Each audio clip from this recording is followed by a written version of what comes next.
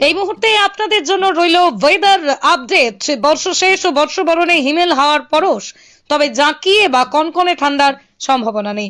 পূর্বাভাস আবহাওয়া দপ্তরের। একের পর এক পশ্চিমী ঝঞ্ঝাতেই জাঁকিয়ে শীতের সম্ভাবনা উধাও। তুষারপাতের সম্ভাবনা দার্জিলিং এ, শিলাবৃষ্টি কালিম্পং এ, উত্তরবঙ্গের প্রায় সব জেলাতেই হালকা বৃষ্টির সম্ভাবনা। আজ হালকা বৃষ্টির সম্ভাবনা দার্জিলিং, কালিম্পং, জলপাইগুড়ি, উত্তর দক্ষিণ দিনাজপুর ও মালদা জেলাতে। রবিবারে হালকা বৃষ্টির সম্ভাবনা দার্জিলিং ও কালিম্পং পার্বত্য এলাকায়। দক্ষিণবঙ্গের বীরভূম এবং মুর্শিদাবাদের হালকা বৃষ্টির সম্ভাবনা সামান্য। আগামী 24 ঘন্টায় তাপমাত্রা পরিবর্তনের সম্ভাবনা কম। সোমবার থেকেই তাপমাত্রা ধীরে ধীরে নামবে। কলকাতা সহ দক্ষিণবঙ্গের বিভিন্ন জেলাতে 2 থেকে 4 ডিগ্রি তাপমাত্রা নামবে সোমবার থেকে বুধবারের মধ্যে। তাপমাত্রা স্বাভাবিকের কাছে থাকলেও জাঁকিয়ে শীতের সম্ভাবনা কম। কুয়াশার সম্ভাবনা বেশি থাকবে উত্তরবঙ্গে। আগামী কয়েকদিন হালকা থেকে মাঝারি কুয়াশার সম্ভাবনা। বর্ষা শেষ ও বর্ষবরণের দিনে উত্তরবঙ্গের প্রায় সব জেলাতেই হালকা থেকে মাঝারি কুয়াশার সম্ভাবনা। হালকা থেকে মাঝারি কুয়াশার সম্ভাবনা রয়েছে পূর্ব ও পশ্চিম বর্ধমান, বীরভূম, মুর্শিদাবাদ জেলাতে। পাঁচটিতে বেরোবে বর্ষবরণের রাতে বা বর্ষ শেষে বা নতুন বছরে যারা প্রথম দিন কল্পতরু উৎসব যাবে, চিড়িয়াখানা যাবে, তারা কি জাঁকিয়ে শীত পাবে?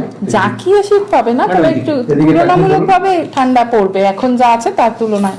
মানে এখন আগামী 2 দিন এরকমই থাকবে। আজকে তো 28 তারিখ, 29-30 তারিখ থেকে একটু টেম্পারেচারটা ফল করা শুরু করবে। 2 to 4 ডিগ্রি মিনিমাম টেম্পারেচারটা ফল করবে বলে আমরা এক্সপেক্ট করছি।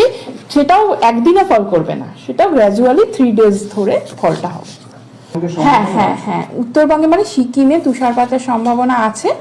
আর সেটার একটা হেল স্টর্মের সম্ভাবনা আছে কালিম্পং এবং সিকিমে আজকে। মানে আজকের যে দিনটা বলি, কালকের আর কি 8:30 অবধি, সেই পুরো দিনের মধ্যে একটা সম্ভাবনা আছে। আর কালকে আর সিকিমে একটা তুষারপাতের সম্ভাবনা আছে। ওভারঅল আগামী 4-5 দিনের মধ্যে আবহাওয়া কেমন থাকবে? আগামী 4-5 দিনের মধ্যে মেইনলি মানে কলকাতা এবং পার্শ্ববর্তী অঞ্চল বা গ্যাঞ্জেটিক ওয়েস্ট বেঙ্গলে মেইনলি ক্লিয়ার স্কাই থাকবে। আর টেম্পারেচারের কথাটা অলরেডি বললাম যে আগামী 2 দিন নো লার্জ চেঞ্জ, এবং তারপর থেকে আস্তে আস্তে গ্র্যাজুয়ালি 3 ডেজের মধ্যে এই টেম্পারেচারটা 2 to 4 ডিগ্রি ফল করবে। রাতের তাপমাত্রা মানে মিনিমাম বা সর্বনিম্ন তাপমাত্রাটা ফল করবে। আর শ্যালো টু মডারেট ফগ হওয়ার সম্ভাবনা আছে আজ এবং কাল।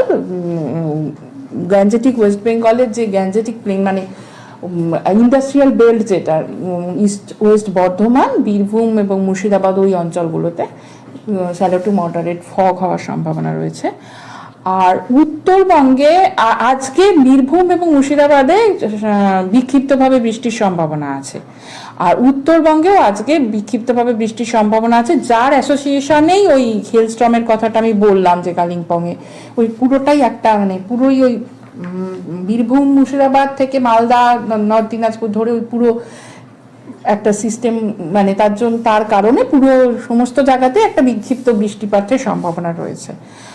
আর কি বলে, কালকেও সেই বিক্ষিপ্ত বৃষ্টিপাতের সম্ভাবনা কালিম্পং এবং দার্জিলিংয়ে থেকে যাচ্ছে।